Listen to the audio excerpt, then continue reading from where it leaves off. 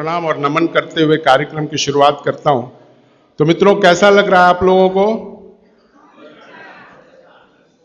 कुछ कुछ हो रहा है? तो फिर अपनी भावनाओं को व्यक्त करते हुए पूरी तालियों की गड़गड़ाहट के साथ राजीव दीक्षित साहब को मंच पर बुलाएं।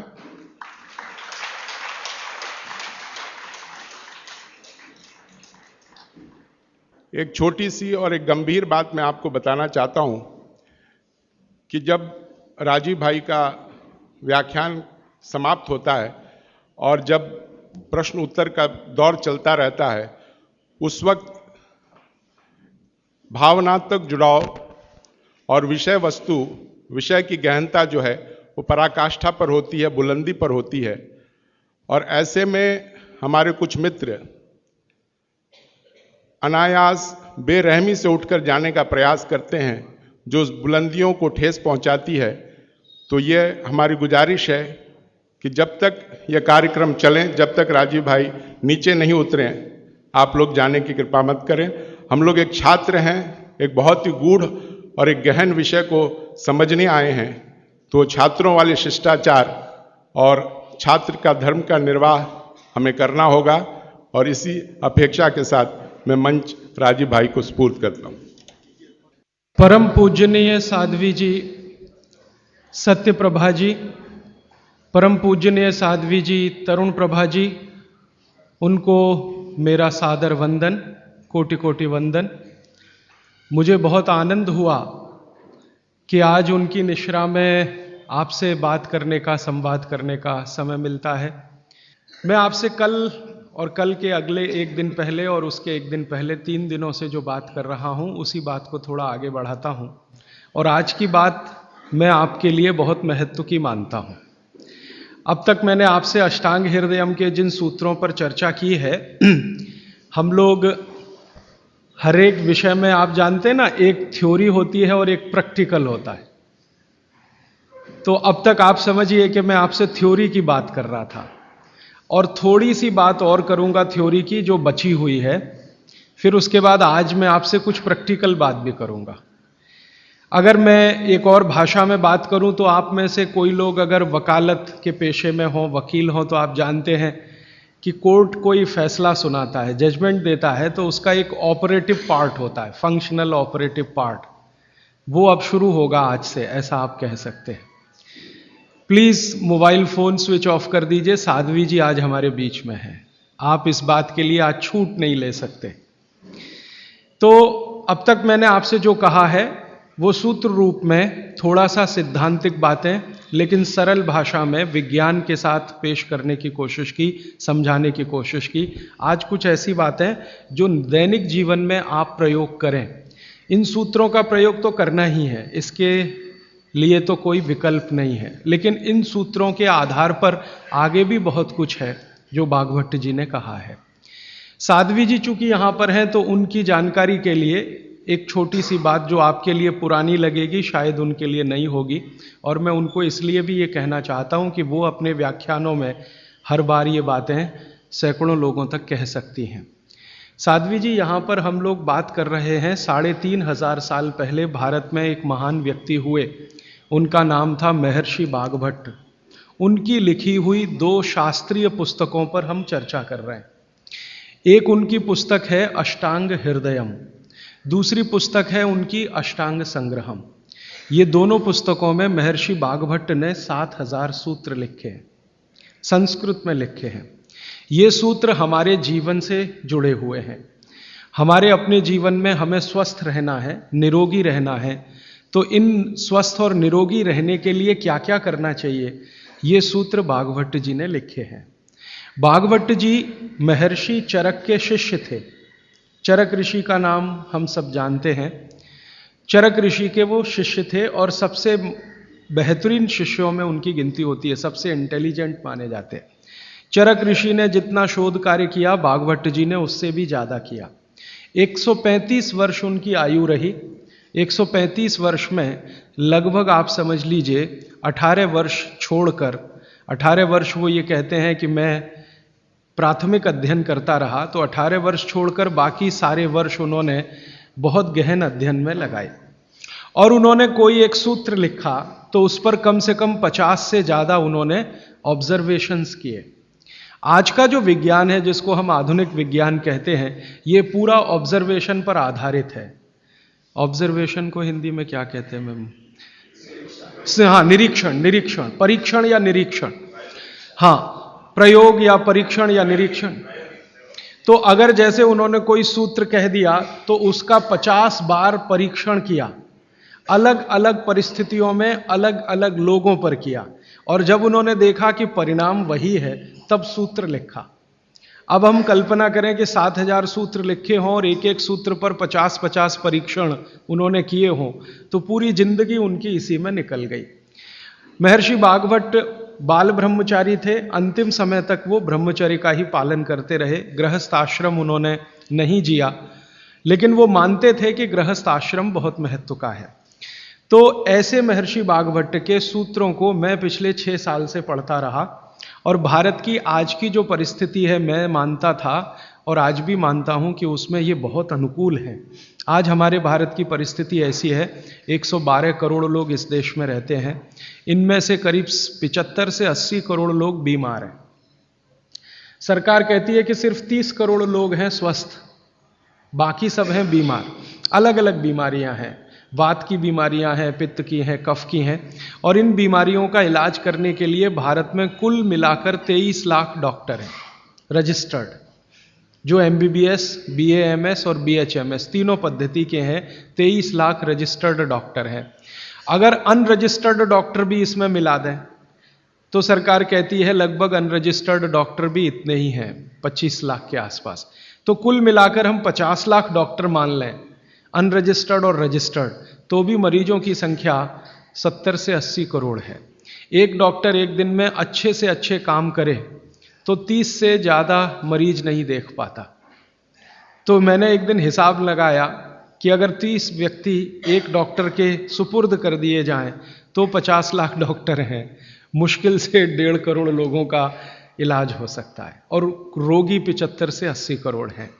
तो बागभट्ट जी एक सूत्र लिखकर चले गए, वो ये कहते हैं कि हर व्यक्ति अपनी चिकित्सा स्वयं कर सकता है, और इस बात को उन्होंने कहा कि 85% चिकित्सा बहुत आसान है जो कोई भी व्यक्ति स्वयं कर सकता है, 15% चिकित्सा थोड़ी मुश्किल है जिसमें आपको विशेषज्ञ की मदद की जरूरत पड़ती है। तो मैंने सोचा क्यों ना ये 85% चिकित्सा जो आसान है वो लोगों तक पहुंचाई जाए। इस दृष्टि से ये व्याख्यान श्रृंखला आयोजित की है। यहाँ पर श्रीमती प्रभा देवी जयप्रकाश जी के नाम से चलने वाला एक ट्रस्ट है, उसके मुख्य व्यक्ति मेरे साथ हैं श्री शुभाकांजी दास, और उनके पुत्र हैं प्रदीप भाई, और उनके सब सहयोगी निरंजन भाई और मेघाणी जी, इन सब ने मिलकर ये आयोजन किया। और मेरे जीवन का ये पहला व्याख्यान है जो मैं इस विषय पर दे रहा हूँ।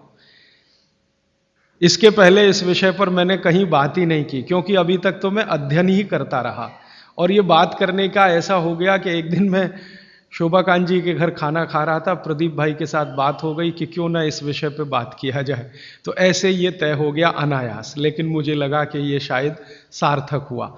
कई लोगों ने मुझे कहा, और खासकर बाबूजी माने शोभाकांत जी ने मुझे कहा कि तुम पुराने भाषण देना बंद कर दो, वो जो पेप्सी कोका कोला वाले और विदेशी स्वदेशी वाले या WTO वाले ये ही कहो। शायद बहुत लोग ऐसा कहते हैं। अगर ऐसा सबका मन बना तो शायद इस विषय में मैं आगे भी और ज़्यादा गहराई से रिसर्च करके बात करता रहूँगा। तो अब तक हमने 3 दिन की व्याख्यानमाला पूरी की है, आज चौथा दिन शुरू हो रहा है। तो कल तक के जितने सूत्र थे वो एक बार मैं आपको दोहरा दूं ताकि आपको याद हो जाए। कल का सबसे पहला महत्व का सूत्र मैंने बोला था कि आप खाना खाने के बाद पानी ना पिएं, पानी हमेशा 1.5 घंटे के बाद पिएं। कारण मैंने उसका बहुत विस्तार से बताया था, उसमें दोबारा जाने की ज़रूरत नहीं है। वो पहला सूत्र था कल का। दूसरा सूत्र था कि पानी जब भी पिएं तो घूट घूट भर के पिएं, एक एक सिप लेकर पानी पिएं, जैसे आप गर्म दूध पीते हैं या गर्म चाय या गर्म कॉफ़ी पीते हैं, और उसका कारण भी मैंने आपको समझा दिया था। तीसरा सूत्र है कि आप जब भी पानी पिएं तो ठंडा ना पिएं, कभी भी ठंडा पानी ना पिएं, हमेशा गुनगुना पानी पिएं। वैसे जैन दर्शन में इसी को पक्के पानी की कहा जाता है इसको बात, वो बिल्कुल वैज्ञानिक है। बागभट्ट जी भी उसका समर्थन करते हैं। हमेशा गुनगुना पानी पीने की कोशिश करें। आप में से कई लोगों ने सवाल पूछे थे कि गर्मियों में भी क्या गुनगुना पानी पिए। बागभट्ट जी की माने तो गर्मियों में भी गुनगुना पी सकते हैं, लेकिन कोई बहुत तकलीफ आए तो मिट्टी के बर्तन का पानी आप गर्मी के दिनों में 3-4 महीने पी सकते हैं। फिर चौथा सूत्र ये था कल का कि पानी कभी भी पिए तो सवेरे उठते ही सबसे पहले जरूर पिए, माने सुबह की शुरुआत पानी से करें। और उसमें मैंने बताया था कि मुंह का कुल्ला किए बिना वो उठते ही पानी आपको पीना है, क्योंकि रात को जब आप सोते हैं तो जो कुछ भी लार मुंह में बनी है ये बहुत ही कीमती है, इसका औषधीय गुण बहुत है। और जैन दर्शन में इसको अहिंसा के साथ जोड़ा हुआ है, और वो मैंने करके भी देखा है कि सुबह की लार गलती से भी आप किसी चींटी या चींटा या मक्खी पे थूक दो, वो तुरंत मर जाएगा। सुबह की लार अगर आपने गलती से चींटी, चींटा या मक्खी पे थूक दिया, वो तुरंत मर जाता है, क्योंकि उसका औषधीय गुण बहुत प्रबल होता है सुबह सुबह। तो जैन दर्शन ने इसको अहिंसा से जोड़ा, बागभट्ट जी ने इसको शरीर स्वास्थ्य से जोड़ा। तो ये 4 सूत्र मैंने कल आपको बताए थे, ये बहुत फंक्शनल हैं, ऑपरेटिव। इसके पहले 5 सूत्र पिछले 2 दिनों में मैंने बात की थी। आने वाले शायद एक दिन मैं सब सूत्रों को फिर से रिपीट कर दूंगा ताकि आपको भूलने ना पाए, आसानी से याद हो। अभी मैं आगे बढ़ता हूं। कल के सूत्र को आगे बढ़ाते हुए मैं एक सूत्र आपके सामने रख कहता हूं। बागभट्ट जी कहते हैं बहुत गहरी बात। वो ये कहते हैं, ये साध्वी जी हैं इसलिए मुझे आज कहना बहुत उपयोगी भी लग रहा है इस सूत्र का। मैं सोचा था कि कल कहूंगा, लेकिन आज कह रहा हूं। बागभट्ट जी कहते हैं कि जब आप भोजन करें कभी भी, तो भोजन का समय थोड़ा निश्चित करें। भोजन का समय निश्चित करें, ऐसा नहीं कि कभी भी कुछ भी खा लिया। हमारा ये जो शरीर है ये कभी भी कुछ भी खा लेने के लिए नहीं है। इस शरीर में जठर है, मैंने आपसे कहा, उसमें अग्नि प्रदीप्त होती है। तो बागभट्टी जी कहते हैं कि जब जठर में अग्नि सबसे ज्यादा तीव्र हो, उसी समय भोजन करें तो आपका खाया हुआ एक एक अन्न का हिस्सा पाचन में जाएगा और रस में बदलेगा, और रस में से मांस, मज्जा, रक्त, वीर्य, मल, मूत्र, मेद और आपकी अस्थियां, इनका विकास होगा। तो कभी भी कुछ ना खाएं। ये पद्धति भारत की नहीं है, ये यूरोप की है। यूरोप में डॉक्टर्स हैं, वो हमेशा कहते हैं कि थोड़ा थोड़ा खाते रहो, कभी भी खाते रहो। हमारे यहाँ ये नहीं है, थोड़ा थोड़ा खाते रहो, कभी भी खाते रहो। आपको दोनों का अंतर समझाना चाहता हूं। बागभट्ट जी कहते हैं कि खाना खाने का समय निर्धारित करें, और समय निर्धारित होगा उससे जब आपके पेट में अग्नि की प्रबलता हो, जठर अग्नि की प्रबलता हो। बागभट्ट जी ने इस पर बहुत रिसर्च किया, और वो कहते हैं कि 1.5-2 साल के रिसर्च के बाद उनको पता चला कि जठर अग्नि कौन से समय सबसे ज्यादा तीव्र होती है। जठर अग्नि कौन से समय सबसे ज्यादा तीव्र होती है? तो वो कहते हैं कि जब सूर्य का उदय होता है, सूर्य का जब उदय होता है तो सूर्य के उदय होने से लगभग 2.5 घंटे तक जठर अग्नि सबसे ज्यादा तीव्र होती है। सूर्य के उदय होने से, सूर्य का उदय होना आप चेन्नई के हिसाब से सोच लीजिए, मान लीजिए 7 बजे, तो 7 बजे से लेकर 9:30 बजे तक जठर अग्नि सबसे ज्यादा तीव्र होगी। हो सकता है यही सूत्र अरुणाचल प्रदेश में मैं बात करूं तो वो 4 बजे से 6:30 का समय आ जाएगा, क्योंकि अरुणाचल प्रदेश में सूर्य 4 बजे निकल आता है। अगर मैं सिक्किम में बात करूंगा तो और 15 मिनट पहले हो जाएगा, और यही बात अगर मैं गुजरात में जाकर करूंगा तो आपसे समय थोड़ा भिन्न हो जाए। तो सूर्य के साथ इसको ध्यान रखें। तो सूर्य का उदय जैसे ही हुआ, उससे अगले 2.5 घंटे तक जठर अग्नि सबसे ज्यादा तीव्र होती है। तो बागभट्ट जी कहते हैं कि इस समय सबसे ज्यादा भोजन करें, इस समय सबसे ज्यादा भोजन करें। वो तो एक जगह यहां तक कह देते हैं कि आप अगर संभव हो तो 9:30 बजे के अंदर ही लंच करें। 9:30 बजे के अंदर ही लंच करें, माने ब्रेकफास्ट गायब, नाश्ता छोड़ें, सीधे ही भोजन करें। यहां तक वो कहते हैं। वो ये कहते हैं कि सुबह 9:30 बजे तक अगर आपने भरपेट भोजन किया है तो इसमें से जो कुछ भी बनेगा वो एक एक बूंद, एक एक अन्न का टुकड़ा, एक एक दाने का टुकड़ा आपके शरीर के लिए उपयोगी होगा। क्यों? क्योंकि वो कहते हैं कि सुबह 7 बजे से, आपके हिसाब से मैं कह रहा हूं, 7 बजे से 9:30 जठर अग्नि बहुत तीव्र होती है। भागवत जी ने एक और रिसर्च किया था कि शरीर के जो अलग अलग अंग हैं, जैसे हृदय है हृदय, और जैसे जठर है जठर, जैसे किडनी है, जैसे लीवर है, इनके काम करने का अलग अलग समय है। जठर अग्नि के काम करने का सबसे अच्छा समय है 7 से 9:30, सूर्योदय से 2.5 घंटे तक। फिर इसी तरह से हृदय, हृदय के काम करने का समय है सबसे ज्यादा ब्रह्म मुहूर्त से 2.5 घंटे पहले। ब्रह्म मुहूर्त आप समझते हैं 4, 4:30, तो 2, 2:15 बजे, 1:30 बजे से लेकर 4 बजे के बीच में हार्ट सबसे ज्यादा सक्रिय होता है, और सबसे ज्यादा हार्ट अटैक उसी समय में आते हैं। किसी भी डॉक्टर से पूछ के देख लीजिए, क्योंकि हृदय जब सबसे ज्यादा सक्रिय होगा तो हृदय घात भी उसी समय होगा। इसलिए 99% हार्ट अटैक अर्ली मॉर्निंग्स में ही होते हैं, क्योंकि हृदय के काम करने का उस समय सक्रियता सबसे ज्यादा है। इसी तरह हमारा लीवर है, इसी तरह किडनी है। इसकी पूरी एक सूची मैंने बनाई है, बाहर पुस्तकों में है, इसलिए विस्तार में मैं नहीं जाता। संकेत के लिए आपसे कह रहा हूं कि हर शरीर के अंग का काम करने का एक निश्चित समय है, प्रकृति ने तय किया है, उसको भगवान ने तय किया है। तो आपका जठर अग्नि है, ये सबसे अच्छा 7 से 9:30, तो आप भरपेट खाना खाइए, ठीक है। फिर आप बोलेंगे जी दोपहर को भूख लगी तो थोड़ा और खा लीजिए, लेकिन भागवत जी कहते हैं कि सुबह का खाना सबसे ज्यादा, अगर आज की भाषा में मैं कहूं तो आपका जो ब्रेकफास्ट है ना, वो हैवियर से हैवियर होना चाहिए, भारी से भारी ब्रेकफास्ट। जितना खाते हैं ज्यादा भी खा लीजिए, कोई फर्क नहीं पड़ता। सुबह के नाश्ते में भरपेट खाइए। फिर वो कहते हैं दोपहर का भोजन अगर आप कर रहे हैं तो इसको थोड़ा कम करिए, नाश्ते से, दोपहर का भोजन नाश्ते से कुछ कम करिए, 1/3 कम कर दीजिए, और रात का भोजन दोपहर के भोजन का 1/3 कर दीजिए।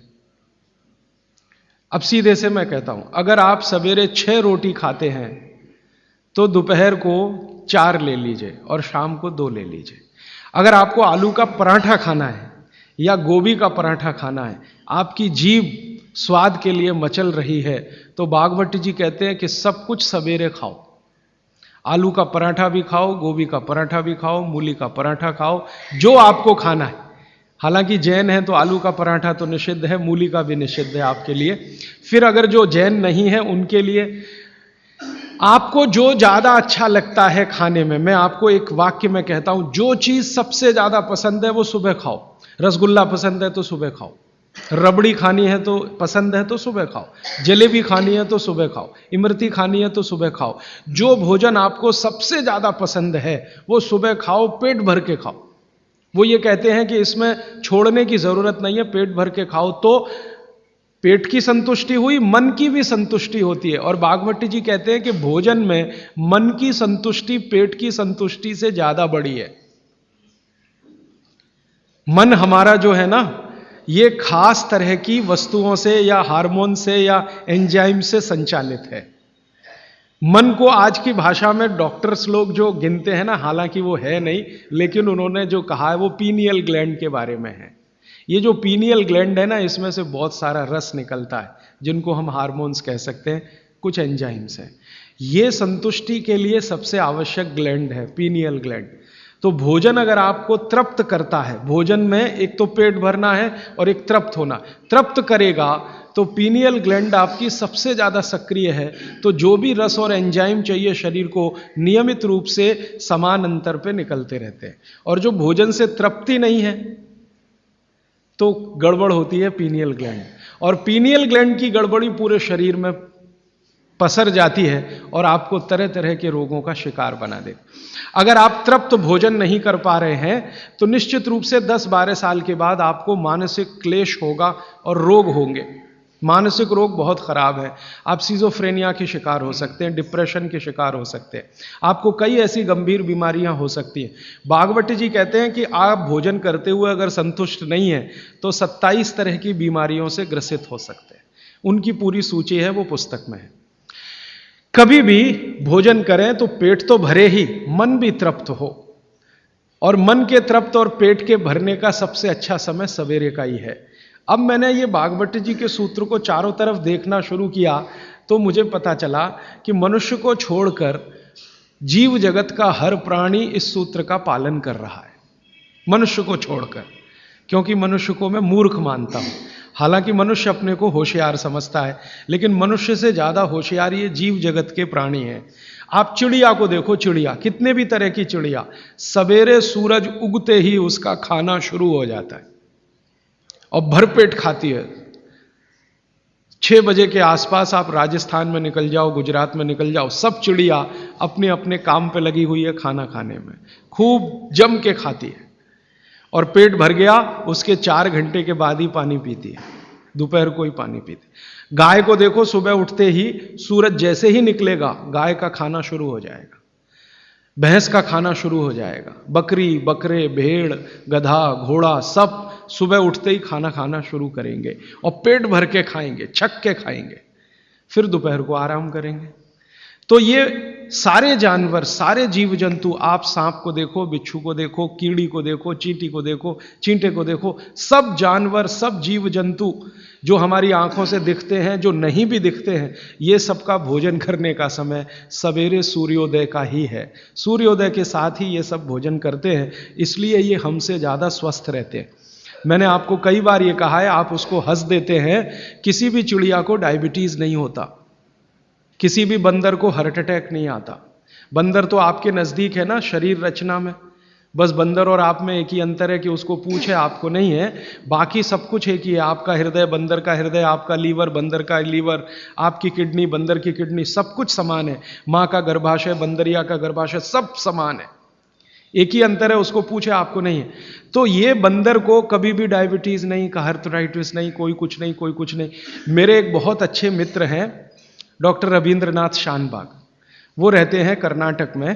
कर्नाटक में एक उडुपी नाम की जगह है, वहाँ रहते हैं, बहुत बड़े प्रोफेसर हैं, मेडिकल कॉलेज में काम करते हैं।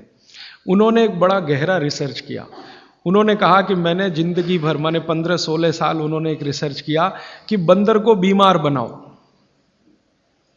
क्योंकि उन्होंने बहुत सारे वैज्ञानिकों से यह सुन रखा है कि बंदर बीमार नहीं होता और बीमार होगा तो मरेगा ही, जीवित नहीं रहेगा, तो बंदर को बीमार बनाओ। तो उन्होंने तरह तरह के वायरस और बैक्टीरिया बंदर को डालना शुरू किया, कभी इंजेक्शन के माध्यम से, कभी किसी माध्यम से। वो कहते हैं कि मैं 15 साल असफल रहा, बंदर को कुछ नहीं हो सकता। और मैंने कहा कि आपने ये बता दिया कि ठीक है बंदर को कुछ नहीं हो सकता। वो कहते हैं कि मैंने बहुत कोशिश किया कि उसके ब्लड का कोलेस्ट्रॉल बढ़ा दूं, बढ़ता ही नहीं। तब उन्होंने एक दिन रहस्य की बात बताई, वो आपको भी मैं बता देता हूं कि बंदर का जो ब्लड है ना, उसका RH फैक्टर दुनिया में सबसे आदर्श है। और आपका RH फैक्टर जब नापता है ना कोई डॉक्टर, तो बंदर से ही कंपेयर करता है, वो बताता नहीं आपको, ये अलग बात है। कंपैरिजन बंदर से ही होता है। कारण उसका है कि उसको कोई बीमारी आ नहीं सकती, ब्लड में कोलेस्ट्रॉल बढ़ता नहीं, ट्राइग्लिसराइड कभी बढ़ता नहीं, डायबिटीज कभी होती नहीं, शुगर कितनी भी बाहर से इंट्रोड्यूस करो उसके ब्लड में टिकती नहीं। तो वो प्रोफेसर साहब कहते हैं यार ये सब एक ही चक्कर है कि बंदर सवेरे ही सवेरे भरपेट खाता है, जो आदमी नहीं खा पाता। तो वो प्रोफेसर रविंद्रनाथ शानबाग ने कुछ अपने मरीजों को कहा कि देखो भैया, बंदर की तरह से खाओ, माने सुबह सुबह भरपेट खाओ। तो उनके कई मरीज हैं जिन्होंने पर उन्होंने एक्सपेरिमेंट किया, और वो मरीज बताते हैं कि जब से उन्होंने सुबह भरपेट खाना शुरू किया, किसी की डायबिटीज माने शुगर कम हो गई, किसी का कोलेस्ट्रॉल कम हो गया, किसी के घुटने का दर्द कम हो गया, किसी के कमर का दर्द कम हो गया, किसी का कुछ, गैस बनना बंद हो गई, पेट में जलन होना बंद हो गई, नींद अच्छी आने लगी, वगैरह वगैरह सारे इंप्रूवमेंट वो बोलते हैं होते हैं। तब से वो चिल्ला चिल्ला कर कहते हैं, और ये बात भागवत जी 3500 साल पहले कहते हैं कि सुबह का खाना सबसे अच्छा, माने सबसे ज्यादा खाना है, सबसे अच्छा खाना है, जो भी स्वाद आपको लगता है वो सुबह ही खाइए। तो सुबह का खाना फिक्स करिए, समय तय करिए। तो समय मैंने आपको बता दिया, सूरज उगा और 2.5 घंटे तक, माने 9:30 बजे तक, ज़्यादा से ज़्यादा 10 बजे तक आपका भोजन हो जाना चाहिए। और ये भोजन तभी होगा जब आप नाश्ता बंद करेंगे। ये नाश्ता हिंदुस्तानी चीज़ नहीं है, ये अंग्रेजों की है। और आप जानते हैं ना हमारे यहाँ चक्कर क्या चल गया है, नाश्ता थोड़ा कम करेंगे, लंच थोड़ा ज़्यादा करेंगे, डिनर उससे भी ज़्यादा करेंगे। सवा सत्यानाश, एकदम उल्टा। भागवत जी कहते हैं कि नाश्ता सबसे ज़्यादा करो, लंच उससे कुछ कम करो, डिनर सबसे कम करो। हमारा बिल्कुल उल्टा चक्कर है, डिनर सबसे ज़्यादा, लंच उससे कुछ और नाश्ता सबसे कम। ये अंग्रेज और अमरीकियों के लिए नाश्ता कम है। कारण पता है, वो लोग नाश्ता हल्का ही करें तो उनके लिए अच्छा है, हमारे लिए नाश्ता ज़्यादा ही करना बहुत अच्छा है। कारण उसका एक ही है कि अंग्रेजों के देश में सूर्य नहीं निकलता।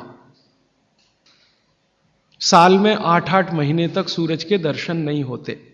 और ये जो जठर अग्नि है ना, ये सूरज के साथ सीधे संबंधित है। जैसे जैसे सूर्य तीव्र होगा अग्नि तीव्र होगी, जैसे जैसे सूर्य कम होगा अग्नि भी कम होगी।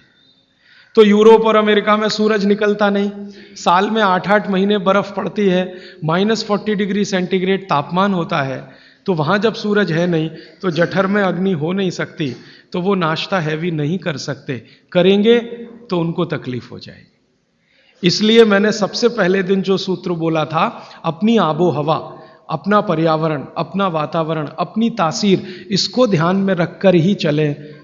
तो आपके देश की जो आबो हवा और तासीर है वो ये कि हर दिन सूरज निकलता है, सुबह निश्चित रूप से निकलता है, अगले दिन भी निकलेगा, करोड़ों साल से निकल रहा है, अगले करोड़ों साल तक निकलेगा।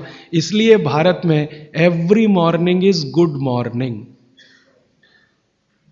सभी सुबह अच्छी है। यूरोप वाले तरसते हैं गुड मॉर्निंग के लिए, अच्छी सुबह होती नहीं वहां, इसलिए हर एक आदमी दूसरे को विश करता है, may I wish you to have a good morning, इसलिए वो गुड मॉर्निंग वाले लोग हैं। हमारे यहां तो every morning is good morning, तो हम गुड मॉर्निंग में क्यों फंसे हुए हैं? तो गुड मॉर्निंग से निकलिए, नमस्ते में आइए, नमस्कार में आइए, वड़क्कम में आइए। ये गुड मॉर्निंग आपके लिए काम की चीज नहीं है। और ये गुड मॉर्निंग जुड़ी हुई है आपके पेट से। जितनी अच्छी सुबह होगी, माने सूर्य जितना अच्छा होगा, उतनी तीव्र जठर अग्नि होगी, उतना ही अच्छा भोजन करिए। तो वो कहते हैं कि सुबह का खाना आप भरपेट खाइए, माने नाश्ते को लंच में बदल दीजिए, ठीक है, 9:30 बजे तक, 10 बजे तक ज़्यादा से ज़्यादा। फिर आप इसमें तर्क और कुतर्क मत करिए, जी हमको दुकान जाना है, हमको ऑफिस जाना है, हमको दुनियादारी संभालनी है। किसके लिए? इसी पेट के लिए ना। ये दुनियादारी कर किसके लिए? आप इसी पेट के लिए ना। तो पेट तो दुरुस्त होने के लिए भागवत जी कह रहे हैं कि भाई इसको संभाल लो तो दुनियादारी संभलती है। और ये गया तो दुनियादारी संभाल के करेंगे क्या? मान लीजिए पेट ठीक नहीं है, स्वास्थ्य ठीक नहीं है, आपने 10,000 करोड़ कमा लिया, क्या करेंगे? डॉक्टर को ही देंगे ना। तो डॉक्टर को देने से अच्छा किसी गौशाला वाले को दे दीजिए, पेट दुरुस्त कर लीजिए। तो पेट आपका है तो दुनिया आपकी है, ये आप जान लीजिए। इसलिए पेट को दुरुस्ती के लिए भागवत जी कहते हैं सुबह का खाना भरपेट खाइए, माने आप बाहर निकलें घर के तो छक्कर खाना खा के निकलिए, भोजन करके ही निकलिए। दोपहर को 12 बजे से 1 बजे के बीच में जठर अग्नि की तीव्रता कम होना शुरू होती है, तो उस समय थोड़ा कुछ हल्का खाएं, माने जितना सुबह खाया उससे कुछ कम खाएं तो अच्छा है, ना खाएं तो और भी अच्छा है। खाली फल खा लें, जूस पी लें, दही पी लें, मट्ठा पी लें, आदि आदि। शाम को फिर खाएं। अब शाम का भागवत जी कहते हैं कि आपने एक चीज देखी है ना, वो बहुत प्रकृति से सीखने की जरूरत है। दीपक भरा तेल का दीपक आप जलाना शुरू करिए तो पहली लौ खूब तेजी से जलेगी, ठीक है, और अंतिम लौ भी तेजी से जलेगी। माने दीपक जब बुझने वाला होगा तो बुझने से पहले वो बहुत तेज जलेगा। यही पेट का भी नियम है। जठर अग्नि सुबह सुबह बहुत तीव्र होगी और शाम को जब सूर्यास्त होने जा रहा है तब भी तीव्र होगी, बहुत तीव्र होगी। तो कहते हैं शाम का खाना सूरज के रहते रहते खा लो, सूरज डूबा तो अग्नि भी डूबी। तो वैसे तो जैन दर्शन में कहा है रात्रि भोजन निषेध है, भागवत जी भी यही कहते हैं, तरीका अलग है बस। आप अहिंसा के लिए कहते हैं, वो स्वास्थ्य के लिए कहते हैं। वो ये कहते हैं शाम का खाना तो सूरज डूबने के बाद दुनिया में कोई नहीं खाता। गाय को खिला के देख लो, नहीं खाएगी। भैंस भी नहीं खाती, खिला के देख लो। बकरी भी नहीं खाएगी, बकरा गधे को खिला के देख लो, खाता नहीं। हाँ, बिल्कुल नहीं खाता। आप खाते हैं तो आप अपने को कंपेयर कर लीजिए कि किसके साथ हैं आप। कोई जानवर, कोई जीव राशि सूरज डूबने के बाद खाती नहीं, तो आप क्यों खा रहे हैं? प्रकृति का नियम भागवत जी कहते हैं पालन करिए, माने रात का खाना जल्दी कर दीजिए सूरज के रहते रहते। माने 5-6 बजे के आसपास आपके यहां सूरज डूबता है, 6 बजे या 6:30 बजे, वही समय सबसे अच्छा है डूबने से पहले। अब कितना पहले? तो भागवत जी ने उसका कैलकुलेशन दिया 40 मिनट पहले। सूरज डूबने का समय पता कर लीजिए। चेन्नई में सूरज शाम को 7 बजे डूब रहा है तो 6:20 तक। 6 बजे डूब रहा है तो 5:20 तक। ये हिंदुस्तान के किसी भी कोने में चले जाइए, सूरज डूबने से 40 मिनट पहले का ही निकलेगा। तो 40 मिनट पहले शाम का खाना खा लीजिए, और सुबह का तो सूरज निकलने के 2.5 घंटे तक कभी भी खा लीजिए। दोनों समय पेट भर के खा लीजिए। फिर कहेंगे जी रात को क्या? तो रात के लिए भागवत जी कहते हैं कि एक ही चीज है रात के लिए, कि आप कोई तरल पदार्थ ले सकते हैं, जिसमें सबसे अच्छा उन्होंने दूध कहा है। साध्वी जी तो वो भी नहीं ले सकते, साधु तो वो भी नहीं ले सकते, लेकिन आप गृहस्थी लोग हैं तो इतनी छूट चाहें तो आप ले सकते हैं। भागवत जी कहते हैं कि शाम को सूर्य डूबने के बाद, मैंने आपको कल कहा था, हमारे पेट में जठर स्थान में कुछ ऐसे हार्मोन्स या एंजाइम्स या रस पैदा होते हैं जो दूध को पचाते हैं। इसलिए वो कहते हैं सूर्य डूबने के बाद जो चीज खाने वाली है वो दूध है, या पीने वाला है वो दूध है। तो रात को दूध रख लीजिए, 6 बजे तक भरपेट खाना रख लीजिए। सुबह का खाना अगर आपने 9:30-10 बजे खाया तो शाम को 6 बजे खूब अच्छी सी भूख लगेगी। फिर आप कहेंगे जी हम तो दुकान पे बैठे हैं 6 बजे, तो डब्बा मंगा लीजिए, दुकान में डब्बा आ सकता है। हाँ, डब्बा आने में कोई तकलीफ नहीं है। दुकान में आप 6 बजे बैठे हैं, डब्बा आपका आ सकता है। और मैं आपको हाथ जोड़कर कह रहा हूं, आप में से कोई भी डायबिटिक पेशेंट है, कोई भी अस्थमेटिक पेशेंट है, किसी को भी वात का गंभीर रोग है, आज से ये सूत्र चालू कर दीजिए। 3 महीने बाद आप खुद मुझे फोन करके कहेंगे राजीव भाई पहले से बहुत अच्छा हूं, शुगर लेवल कम हो रहा है, अस्थमा मेरा पहले से कम हो रहा है। ट्राइग्लिसराइड चेक कर लीजिए और इस सूत्र को शुरू कर दीजिए। 3 महीने बाद फिर चेक करा लीजिए, पहले से कम होगा। VLDL, LDL आज चेक कर लीजिए, 3 महीने बाद फिर चेक करा लीजिए, बहुत तेजी से घटेगा। HDL आज चेक करा लीजिए, 3 महीने बाद चेक करा लीजिए, बहुत तेजी से बढ़ेगा। और HDL बढ़ना ही चाहिए, LDL, VLDL कम होना चाहिए। तो ये सूत्र भागवत जी का जितना संभव हो आप ईमानदारी से पालन करिए, वो आपको स्वस्थ रहने में बहुत मदद करेगा। अब इसके आगे का एक सूत्र भागवत जी कहते हैं कि जब भी आप खाना खाएं तो हर समय ये बात का ध्यान रखें, हर समय, कि 2 ऐसी विरुद्ध वस्तुएं एक साथ ना खाएं जिनका गुण और स्वभाव एक दूसरे के विपरीत है। 2 विरुद्ध वस्तुएं एक साथ कभी भी ना खाएं, यह है सीधा सीधा सूत्र। अब आप कहेंगे हमें पता नहीं विरुद्ध वस्तुएं क्या हैं। मैं कुछ विरुद्ध वस्तुओं की सूची बता देता हूं। डिटेल सूची तो भागवत जी ने बताई है। 103 वस्तुएं हैं जो एक दूसरे के एकदम खिलाफ हैं। 103 वस्तुएं। जैसे सबसे पहली वस्तु उन्होंने बोली है प्याज और दूध, दोनों एक दूसरे के जानी दुश्मन हैं। दूध और प्याज साथ में खाया तो 20 बीमारियां आने ही वाली हैं। सबसे ज्यादा बीमारियां आएंगी त्वचा की। आपको सोराइसिस होगा, आपको एक्जिमा होगा, आपको खाज होगी, आपको खुजली होगी, अगर प्याज दूध साथ में खा रहे हैं तो कभी भी ना खाएं। इसी तरह से वो कहते हैं कि कटहल को क्या कहते हैं? कटहल समझते? जैक फ्रूट, दूध और जैक फ्रूट कभी ना खाएं, दोनों एक दूसरे के जानी दुश्मन।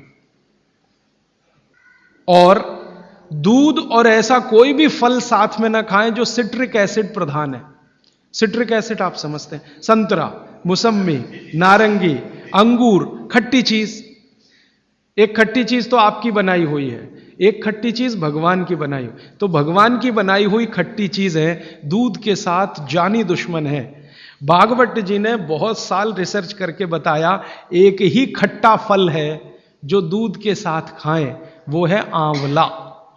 आंवला, आंवला ही एक फल है, खट्टा है, सिट्रिक एसिड भरपूर मात्रा में है, विटामिन सी भरपूर मात्रा में है, कैल्शियम उसमें भरपूर है। यही एक फल है जो दूध के साथ जरूर खाएं।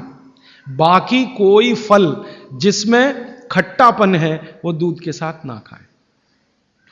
आम भी, आम अगर खट्टा है तो दूध के साथ ना खाएं, मीठा है तभी खाएं। आम और दूध की दोस्ती बहुत जबरदस्त है, लेकिन खट्टे आम की दूध से दोस्ती नहीं है। मीठा आम, एकदम मीठा आम, पका हुआ आम, उसी को दूध के साथ खा सकते हैं। एक और उन्होंने गिना है, वैसे तो आप जैन हैं तो ये बात आपके लिए लागू ही नहीं होती, लेकिन जैन नहीं है इसलिए कह रहा हूं, तो कभी भी शहद और घी एक साथ ना खाएं। दुनिया का सबसे खराब जहर है ये, शहद और घी। शहद घी साथ में ना खाएं, शहद खाना है तो घी ना खाएं, घी खाना है तो शहद ना खाएं। इसी तरह से उड़द की दाल और दही गलती से भी साथ में ना खाएं। उड़द की दाल, वैसे तो मैंने कल बोला था द्विदल, द्विदल में सबसे खतरनाक है उड़द की दाल। उड़द की दाल के बारे में जितनी भी रिसर्चेस भारत में हुई हैं वो ये कहती हैं कि ये दालों की राजा है, इसलिए ये अकेला ही खाएं, इसके साथ दही नहीं खा सकते। उड़द की दाल के साथ, दालों की राजा है, राजा अकेला ही रहता है ऐसा कहा जाता है। तो कहते हैं उड़द की दाल भरपूर खाएं, मना नहीं है, लेकिन अकेली खाएं। और बाकी जो दालें हैं, अरहर की दाल है, मूंग की दाल है, तो मैंने कल कहा था कि ये भी द्विदल में है, दही तो ना खाएं। लेकिन कोई मजबूरी में खाना है तो उपाय मैंने बताया था कि दही गर्म करके खाएं, माने दही में बघार लगा के खाएं ताकि तासीर गर्म हो जाए उसकी, या मट्ठा गर्म करके खाएं तासीर उसकी गर्म हो जाए। लेकिन मेरी आपको विनम्र विनती है, उड़द की दाल के साथ तो बिल्कुल ना दही खाएं, ना मट्ठा खाएं, बघारा हुआ भी नहीं खाएं। भागवत जी कहते हैं कि चलेगा ही नहीं। मैंने इस पे मेरे अपने शरीर पे एक्सपेरिमेंट किया। मैंने एक दिन कहा कि चलो खा के देखते हैं, भागवत जी ने कहा ना खाएं, खा के देखें क्या होता है शरीर को। तो मैंने खाने से पहले मेरा ब्लड प्रेशर चेक किया, और उड़द की दाल खाने के बाद दही खाया और फिर ब्लड प्रेशर चेक किया, तो मेरा ब्लड प्रेशर 22 से 25% बढ़ा हुआ था।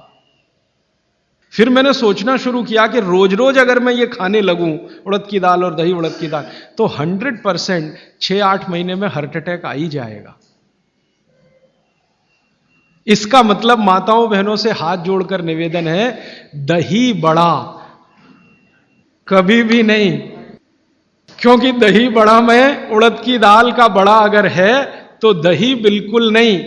अगर आपको दही बड़ा खाना ही है तो मूंग की दाल का, मूंग की दाल का बड़ा है, दही बघार कर या मट्ठा बघार कर आप ले सकते हैं। उड़द की दाल का बड़ा अगर बनाया है तो दही के साथ तो गलती से भी नहीं। उड़द की दाल का बड़ा सीधे चटनी से खा सकते हैं, दही से नहीं।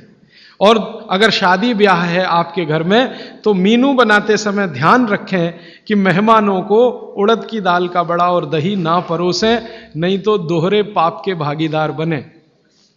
आप अपना तो नाश करेंगे ही, आने वालों का भी नाश करेंगे। और अतिथि देवता है, उसको जहर ना खिलाएं। तो ऐसी एक सूची है, मैंने तो आपको 4-5 चीजें बताई हैं, विस्तार से आप पुस्तक में देख सकते हैं। वो सूची ये कहती है 103 वस्तुओं की, ये चीज इसके साथ ना खाएं, ये चीज इसके साथ ना खाएं। तो भागवत जी कहते हैं 2 विरोधी चीजें साथ में ना खाएं। और वो कहते हैं कि अगर आपने ये सूत्र धारण कर लिया तो जिंदगी भर आप निसंकोच बिना किसी रोग के जीवन बिता सकते हैं। तो आज का एक सूत्र मैंने बोला, फिर ये दूसरा सूत्र हुआ, अभी तीसरे सूत्र पे चलता हूं आज का। भागवत जी कहते हैं कि खाना आप जब भी खाएं तो उसको जमीन पर बैठकर ही खाएं, जमीन पर बैठकर खाएं। मैं जैसे बैठा हूं ना, इसको आयुर्वेद की भाषा में कहते हैं सुख आसन। ये आसन में खाना खाएं। क्यों खाएं जी, प्रश्न आएगा आपके मन में। तो भागवत जी समझाते हैं कि जब आप इस आसन में बैठते हैं, सुख आसन में, तो आपके शरीर का जो जठर है ना, ये जो है सबसे ज्यादा तीव्र है। और इस आसन में इसकी तीव्रता हमेशा मेंटेन रहती है। आप अभी कुर्सी पर बैठे हैं, इसमें तीव्रता घट जाती है, और खड़े हो जाएं तो बिल्कुल कम हो जाएगी। कारण क्या है? आप शरीर के बारे में थोड़ा जानते हैं ना, हमारे शरीर में कई चक्र हैं, कई चक्र हैं। एक चक्र जो है ना, ये जो पीछे है, जहां पर आपका हिप जॉइंट्स और आपका ये जो मन का होता है, जहां मिलते हैं, वो सबसे महत्वपूर्ण चक्र है। ये प्रदीप्त होता है तभी, मन दीप्त होता है जब आप इस स्थिति में बैठें, और इसका जठर पर सीधे असर है। और ये असर आप अगर महसूस करना चाहते हैं तो जमीन पे बैठ के ही खाएं। और वो ये कहते हैं कि भोजन की जो थाली है वो आप बैठें उससे थोड़ा ऊपर रहे, माने पट्टा रख के या स्टूल रख के थाली उस पर ऐसे बैठ के खाएं। भागवत जी ने और एक बात कही है कि सबसे अच्छा तो ये है सुखासन, जिसमें आप बैठकर खाना खाएं। वो कहते हैं और एक आसन है जिसमें आप खाना खा सकते हैं, बाकी किसी में भी नहीं। वो गाय का दूध जब निकालते हैं ना, कैसे बैठते हैं, बस उस स्थिति में भी आप खाना खा सकते हैं, उकड़ू। गाय दूध निकालने का जो स्थिति है बैठने का, उस स्थिति में बैठ के आप खाना खा सकते हैं, लेकिन वो आपके लिए नहीं है। इसको ध्यान से सुन लीजिए, क्योंकि आगे उन्होंने एक वाक्य लिख दिया कि जो शरीर श्रम ज्यादा करते हैं, जो शरीर श्रम ज्यादा करते हैं, जैसे किसान, जैसे हमारे कारीगर मजदूर, उनके लिए उकड़ू बैठकर खाना खाना सबसे अच्छा। खाते भी हैं, माने वो चेले हैं सब भागवत के। और आप जो शरीर श्रम कम करते हैं, आपके लिए इस आसन में बैठकर खाना खाना अच्छा। अब आप आज से एक ऑब्जर्वेशन कर लीजिए कि जितने लोग इस बात से परेशान हैं कि उनका पेट आगे निकल आया है, वो इस आसन में बैठ के खाना खाना शुरू कर दें, और 3 महीने के बाद फिर देखें तो उनका पेट पहले से कम ही होगा, आगे नहीं आएगा। और ये जो डाइनिंग टेबल पे बैठ के खाना खाएंगे, पेट आगे निकलता ही जाएगा, क्योंकि कुर्सी आपके लिए बनी नहीं है, ये अंग्रेजों के लिए बनी है। अंग्रेजों के लिए कुर्सी इसलिए बनी है कि ठंड बहुत है ना, तो जॉइंट्स कड़क रहते हैं, उनके सभी जॉइंट्स कड़क होंगे, कठोरता आएगी। आपके यहाँ गर्मी बहुत है तो आपके जॉइंट्स में फ्लेक्सिबिलिटी है, तो आप आसानी से जमीन पे बैठ सकते हैं। कोई अंग्रेज नहीं बैठ सकता जैसे मैं बैठा हूं, अमरीकी नहीं बैठ सकता, क्योंकि घुटने कड़क हैं, हिप जॉइंट्स कड़क हैं, बैठने में तकलीफ है। तो उन्होंने अपनी तकलीफ को कम करने के लिए कुर्सी का आविष्कार किया है। आधे तो बैठे, पूरे नहीं बैठ सकते, तो वो आपके लिए नहीं है कुर्सी, ये अंग्रेजों की देन है। तो मेरी आपको विनती है कि डाइनिंग टेबल पे खाना ना खाएं। तो आप कहेंगे जी ले लिया तो बहुत सारा कचरा भर रखा है आपने घर में, क्या करेंगे उसका? हमको हिंदुस्तानियों को पिछले 60-70 साल में या 100 साल में एक गजब बीमारी हुई है, दुनिया भर का कचरा घर में लाके रखना। हाँ, ये इतनी खराब बीमारी आई है हमको कि बिना सोचे बिना समझे कचरा ला के घर में रखना। रसोइयों में मैं घरों में जाता हूं ना, टीन टपरे के इतने डब्बे होते हैं, खाली हैं, फेंकेंगे नहीं, संभाल के संभाल के संभाल के, कब काम आएंगे मालूम नहीं, लेकिन वो भरते ही जाते हैं, भरते ही जाते हैं। रसोई में इतने डिब्बे डब्बियां हैं, काम के शायद उसमें आधे भी नहीं है, लेकिन रखा हुआ है। पता नहीं कचरे से इतना मोह क्यों है। जो बाहर फेंकना चाहिए वो घर में सजा सजा के रखा हुआ है। और फेंकने की बात करो, अरे पता नहीं कभी काम आ जाए, और वो कभी 60 साल में भी नहीं आता, 100 साल में भी नहीं आता। तो उसी कचरे में मैं गिनता हूं आपकी डाइनिंग टेबल। अब आप जरा हिसाब निकालो जी, ये आपने लाके रखी है डाइनिंग टेबल, मान लो ये 100 स्क्वायर फीट की है, 10 बाई 10 की है, या मान लो 50 स्क्वायर फीट की है। 50 स्क्वायर फीट की जगह आपने घर में घेर रखी है, क्या भाव है मद्रास में जगह का? 3000 रुपए स्क्वायर फीट, और 50 स्क्वायर फीट आपने घेर के रखा है। जरा जोड़ लो ना 3000 में 50 का गुणा करके, और रोज का हिसाब निकाल लो। तो एक तो खरीदा तब आपने पैसा बर्बाद कर दिया, अब इसको जगह को घेर के बर्बाद कर दिया आपने। तो अगर बन सके तो डाइनिंग टेबल निकाल दें, नहीं निकाल सकते तो कोने में रख दें। अब आखिरी बात, आप कहेंगे राजीव भाई कुछ तो ऐसी बात करो, ये डाइनिंग टेबल ले आए तो इसका कुछ तो उपयोग करो। तो अगर आप सच में ईमानदारी से डाइनिंग टेबल पे बैठ के ही खाना खाना चाहते हैं, तो कुर्सी पर ऐसे बैठ जाएं जैसे मैं बैठा हूं। डाइनिंग टेबल की कुर्सी है ना, मोह है आपको, उससे छूटता नहीं है। तो भागवत जी तो मना करते हैं। मैं उसमें एक सजेशन दे रहा हूं कि जैसे मैं आसन में बैठा हूं, कुर्सी पे भी ऐसे ही बैठ जाइए, आलती पालती मार के फिर खा लीजिए। लेकिन अच्छा तो नहीं है, लेकिन बीच का कोई रास्ता तो है। अब डाइनिंग टेबल निकले इसमें तो समय लगेगा, क्योंकि मन से नहीं निकलती। शरीर से निकलना तो आसान होता है, मन से नहीं निकलता। पता नहीं कितने कितने पैसे जमा करके ये हम लाए थे, अब ये निकले कैसे। तो आप उसका अगर सच में उपयोग करना चाहते हैं तो डाइनिंग टेबल पे, कुर्सी पे ऐसे बैठ जाइए, आसन मार के, आलती पालती मार के फिर खा लीजिए। और नहीं है अगर डाइनिंग टेबल तो बहुत सुखी है, मत लाइए, मेरी तो विनती है, मत लाइए। उसकी जगह लाना है तो छोटे छोटे पटरे ले आइए, जो आपके रसोई में बैठ के आप खाएं तो बहुत अच्छा है। अब आगे का एक सूत्र, बहुत अच्छा सूत्र है। भागवत जी कहते हैं कि खाना जब दोपहर को खाएं और सुबह खाएं, सुबह और दोपहर, ये दो बात। वो ये कहते हैं कि दोपहर और सुबह का खाना खाएं। वैसे तो वो कहते हैं दोपहर का ना खाएं, दोपहर का खाना सवेरे खाएं। लेकिन अगर आप खा ही रहे हैं तो वो ये कहते हैं कि तुरंत विश्रांति लें, खाते ही विश्रांति लें, खाते ही आराम करें, काम कोई ना करें। सुबह का खाना अगर 10 बजे खाया या 12 बजे खाया या 11 बजे खाया तो खाते ही विश्रांति लें। कब तक? 20 मिनट,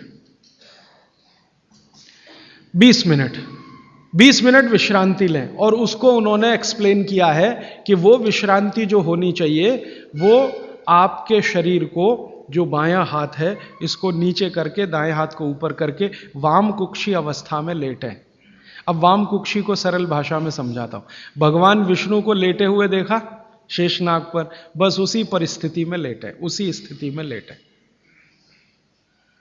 विष्णु भगवान शेषनाग पर लेटे हुए, वो वाम कुक्षी की अवस्था है। खाना खाने के बाद हमेशा दोपहर को और सुबह इस अवस्था में जरूर लेटें। क्यों?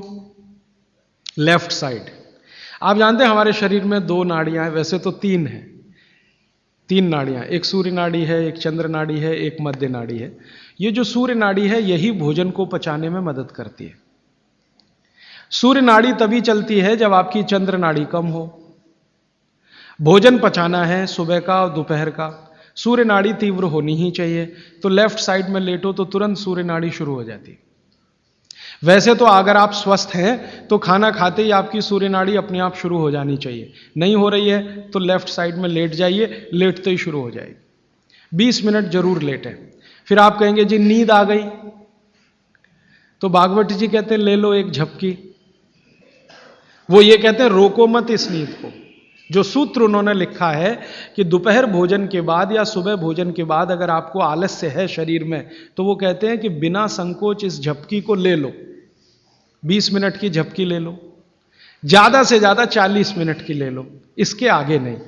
तो अगर आप भोजन के बाद इस विश्रांति ले लें 20 से 40 मिनट, तो अगले आधे दिन काम करने को बहुत एनर्जी आपके पास आएगी। आप चाहें तो आज ही करके देख लें।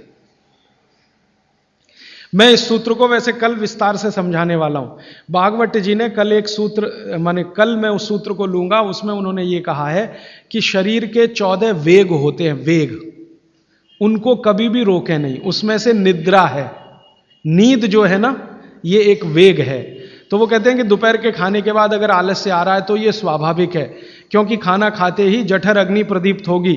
अग्नि प्रदीप्त होने के लिए मैंने आपसे कल समझाया था ना, ब्लड की जरूरत पड़ेगी। तो सारे शरीर का खून पेट में रहता है जब तक खाना पचता है। तो बाकी अंगों को खून की कमी है तो प्रेशर बढ़ेगा। सारा खून एक जगह आएगा तो दूसरे अंगों पे तकलीफ आएगी कि नहीं? तो ब्रेन को प्रेशर आता है, तो ब्रेन रिलैक्स होना चाहता है, इसलिए भोजन के बाद आपको सुस्ती आएगी ही। ये प्रकृति का नियम है। तो आप ले लेना उस नींद को, छोड़ते क्यों हैं? बहुत कीमती है, लोगों को मिलती नहीं। गोलियां खाते हैं फिर भी नहीं आती। करोड़ों रुपए लेने वालों को मैंने देखा है, आती ही नहीं है नींद। आपको आ रही है तो बात बहुत सुखी है। तो आप दोपहर की झपकी ले लें। मैं आपको और एक छोटी सी जानकारी बताऊं कि भागवत जी के इस सूत्र पर यूरोप और अमेरिका में बहुत रिसर्च हो रही है आजकल। ऑस्ट्रेलिया में, ब्राजील में और मैक्सिको में कई कंपनियां ऐसी हैं जिन्होंने लंच के बाद ब्रेक देना शुरू किया है अपने कर्मचारियों को। और ब्राजील और मैक्सिको और ऑस्ट्रेलिया तीनों देश की सरकारें 2008 में कानून बनाने जा रही हैं, कानून बनने जा रहा है कि हर एक कर्मचारी को लंच के बाद झपकी लेने के लिए ब्रेक देना कंपलसरी है। तो सभी कंपनियों को ऑर्डर आया है सरकार का कि अपने ऑफिस की डिजाइन इस तरह से करो कि कोई भी कर्मचारी जहां बैठकर काम कर रहा है वहां झपकी भी ले सके। जिन कंपनियों में ये चल रहा है सिलसिला, मैंने उनसे ईमेल से कांटेक्ट किया कि भैया ये तुमको कहां से याद आ गया, ये तो बागवती जी 3,500 साल पहले कह के गए। तो उन्होंने कहा ये आपके यहां 3,500 साल पहले था, हमारे यहां अब पहुंचा है, हमको अब पता चला है, हमने इस पर रिसर्च शुरू किया है। तो उन्होंने ये महसूस किया है कि जिन कर्मचारियों को दोपहर खाने के बाद वो झपकी लेने की छूट दे रहे हैं, उनकी काम करने की एफिशिएंसी 3 गुना बढ़ गई है, एफिशिएंसी बढ़ रही है। तो वो कह रहे हैं कि पहले से ज्यादा काम कर रहे हैं, तनख्वाह उतनी ही है, बस एक झपकी लेने की छूट उनको मिली है, काम बढ़ गया उनका। तो आप भी महसूस कर सकते हैं। और माताओं बहनों को तो विशेष विनती है, क्योंकि आपका घर का काम भी कुछ कम नहीं है। किसी भी फैक्ट्री को चलाना बहुत आसान है, घर चलाना बहुत मुश्किल काम है। और घर में भी सबसे मुश्किल काम है बच्चों को बड़ा करना। मैं मानता हूं दुनिया में इससे बड़ा कोई काम नहीं। तो आपको काम तो घर में भी है, आप भी भोजन के बाद एक झपकी लेने का नियम बना ही लो। सब काम छोड़कर झपकी ले लो आप, क्योंकि मैं आपसे यह कह रहा हूं कि आपके शरीर के स्वस्थ रहने से ज्यादा बड़ा कोई काम नहीं है दुनिया में। जो आपका शरीर दुरुस्त रहेगा तो घर आगे भी ठीक से चलता रहेगा। इसलिए कोई संकोच नहीं, कोई लिहाज नहीं, कोई शर्म नहीं, सास की शर्म नहीं, ससुर की शर्म नहीं, पति की शर्म नहीं, बच्चों की शर्म नहीं। आपने दोपहर का खाना खाया, झपकी ले ही लो, 20 मिनट से 40 मिनट। जिंदगी आपकी सुखी रहेगी, जिंदगी भर आप सुखी रहेंगे। इसमें कोई शर्म की बात नहीं है, यह शरीर की जरूरत है। जैसे भूख लगती है तो हम खाना खाते हैं, इसमें क्या शर्म करते हैं, वैसे ही खाना खाते ही ब्लड प्रेशर बढ़ता है और ब्रेन को ज्यादा प्रेशर बर्दाश्त नहीं है, तो नींद लेना ही शरीर के लिए अच्छा है। तो आप ये कर लो। पुरुषों के लिए भी मेरी विनती है। आप कहेंगे जी दुकान में व्यवस्था नहीं, कुछ बना लो, आगे पीछे कुछ तोड़ ताड़ के ऐसी व्यवस्था कर लो कि खाते ही पैर सीधे करने को कुछ तो हो जाए।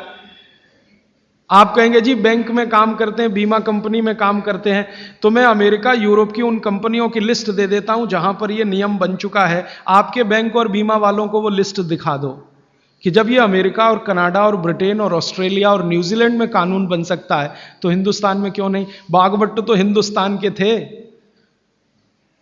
तो आपकी बैंक और बीमा कंपनियों में भी कोशिश करो। लेकिन आपको मालूम है ये जो हमारा बीपीओ सेक्टर है, यहां तो हो गया है, गुड़गांव में चालू हो गया, उन्होंने चालू कर दिया, दोपहर को खाने के बाद झपकी लेने की छूट देना शुरू कर दिया। तो अगर वहां हो रहा है बीपीओ सेक्टर में, आईटी सेक्टर में, तो सब जगह हो जाएगा, धीरे धीरे ये आ जाएगा। अब मैं आपको एक उल्टी बात कहता हूं, गुजरात में जाता हूं, मैं राजस्थान में जाता हूं, जयपुर जैसे शहर में, राजकोट जैसे शहर में, तो दोपहर को सारा बाजार बंद रहता है। राजकोट में हजारों करोड़ का बिजनेस होता है रोज का, दोपहर को कोई दुकान पे नहीं मिलेगा, करोड़पति से करोड़पति। कहां है जी, खाना खा के झपकी ले रहे हैं। बहुत सुखी लोग हैं, बहुत सुखी लोग हैं। काठियावाड़ में मैंने देखा है, क्या पोरबंदर, क्या राजकोट, क्या जामनगर, क्या जूनागढ़, क्या अमरेली, दोपहर को बाजार खुलेगा ही नहीं। और मैंने तो ऐसे ऐसे लोगों को देखा है कि ग्राहक आके खड़ा है करोड़ों रुपए लेके, सेठ जी कहेंगे जी शाम को आना 4 बजे के बाद। अरे सेठ जी मेरे पास बैग भरा है रुपयों का, शाम को ले आना, मुझे अभी इतनी फुर्सत नहीं है, मैं नींद ले रहा हूं। बहुत सुखी लोग हैं, समय का सही सदुपयोग कर रहे हैं। अब कुछ लोग गालियां देते हैं, क्या निकम्मे लोग हैं, दोपहर को सोते हैं। सोना ही चाहिए। पूना में आप चले जाइए, पेशवाई के जमाने से पूना के लोग दोपहर को खाने के बाद जरूर नींद लेते हैं। पेशवा ने इसके लिए बहुत प्रचार किया था, बागवट के इस सूत्र का। तो वहां भी है, पूना में भी है। जो पुराने शहर है ना हिंदुस्तान में, हर जगह ये देखने को मिलेगा, दोपहर के खाने के बाद सब झपकी लेंगे ही। तो कर्नाटक में भी है, तमिलनाडु का मुझे मालूम नहीं क्योंकि ज्यादा मैं घूमा नहीं। लेकिन आप ये ध्यान रखो कि ये जो नियम आप पालन करो तो ये प्रकृति के अनुकूल है, शरीर के अनुकूल है, इसलिए इसमें शर्म नहीं, झिझक नहीं। अच्छा, अब इसका उल्टा सूत्र है आगे का। वो ये कहते हैं कि दोपहर और सुबह के खाने का अगर आपने नींद लिया है खाने के तुरंत बाद, तो रात का भोजन माने शाम का भोजन, रात से मतलब हमेशा शाम, ध्यान रखना। तो शाम के भोजन के बाद कभी भी विश्रांति नहीं लेना, उल्टा है बिल्कुल। सुबह का भोजन किया तब तो विश्रांति जरूरी है, शाम का भोजन किया तो 2 घंटे तक विश्रांति नहीं लेना। 2 घंटे माने 6 बजे खाना खा लिया तो 8 बजे ही जाना सोने के लिए, उसके पहले नहीं। 5 बजे खाया तो 7 बजे, 2 घंटे तो विश्रांति लेना ही नहीं। क्यों? सुबह का जो है क्रम शाम को उल्टा है। सुबह सूर्य का प्रकाश है, पवन का स्पर्श बहुत तीव्र है, शाम को सूर्य का प्रकाश बिल्कुल नहीं है। तो शरीर की बायोकेमिस्ट्री पूरी बदल जाती है सुबह और शाम। सुबह कुछ तरह के हार्मोन्स हैं, शाम को दूसरे तरह के हार्मोन्स।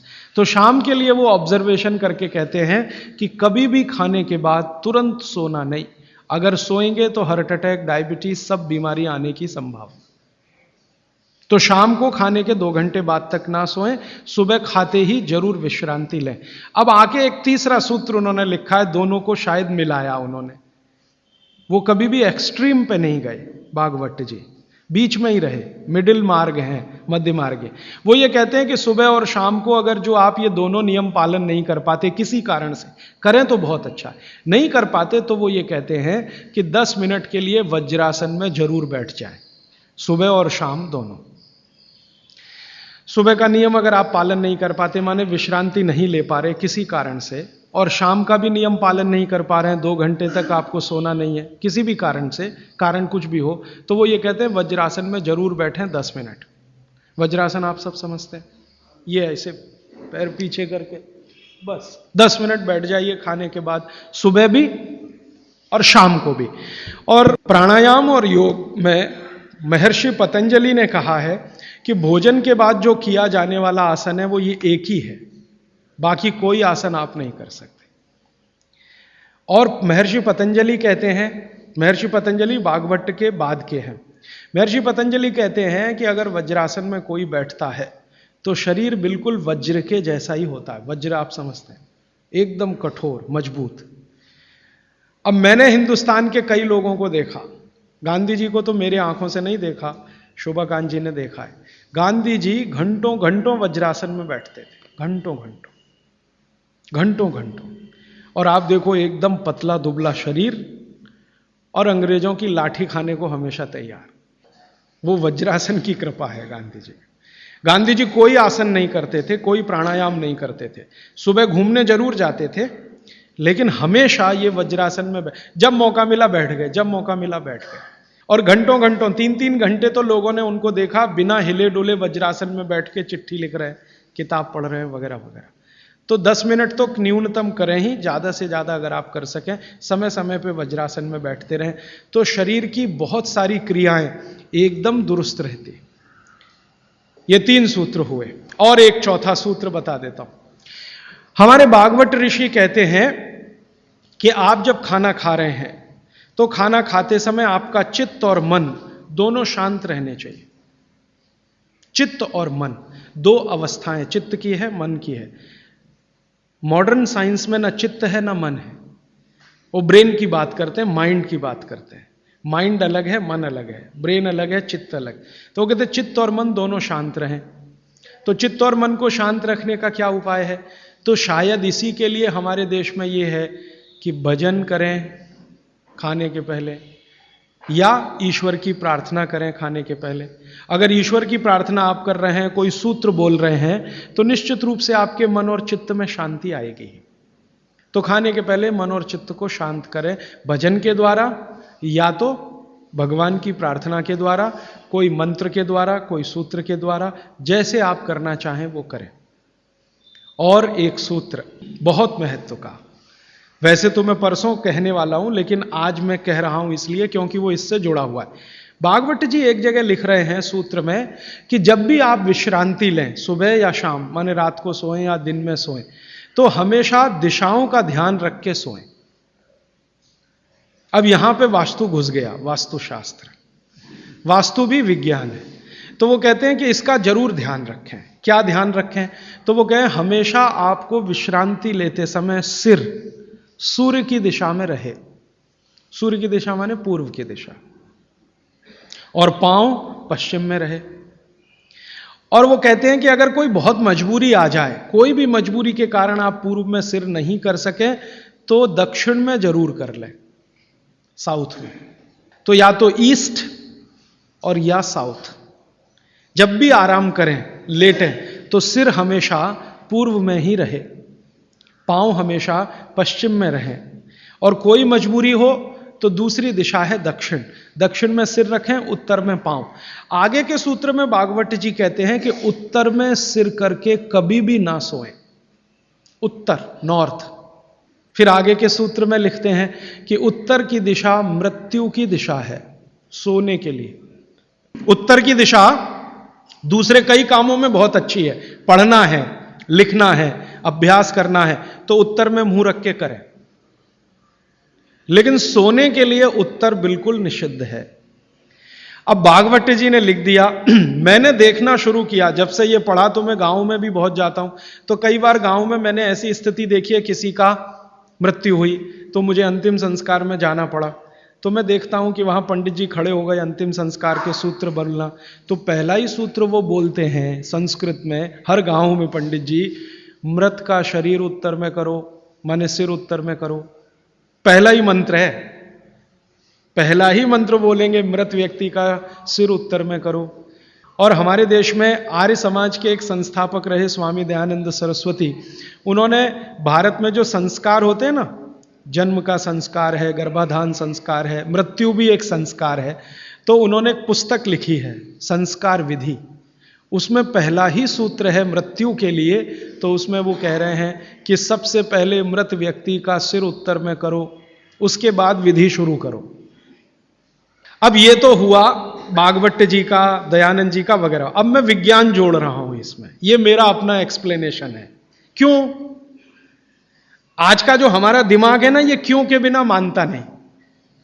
हाँ, क्यों ऐसा करें? कारण उसका बिल्कुल साफ है। आधुनिक विज्ञान ये कहता है कि आपका जो शरीर है और आपकी जो पृथ्वी है, इन दोनों के बीच में कोई बल काम करता है, पृथ्वी और शरीर के बीच में। इसको हम कहते हैं गुरुत्व आकर्षण बल, ग्रेविटेशनल फोर्स। अब ये कैसे काम करता है? पृथ्वी के बारे में आप जानते हैं, पृथ्वी का उत्तर, पृथ्वी का दक्षिण, ये दोनों सबसे ज्यादा तीव्र हैं गुरुत्व आकर्षण के लिए। पृथ्वी का उत्तर, पृथ्वी का दक्षिण एक चुंबक की तरह से काम करता है गुरुत्वाकर्षण के लिए। आपका जो शरीर है, इसका ये है उत्तर, सिर जो है ना शरीर का उत्तर है और पांव दक्षिण है।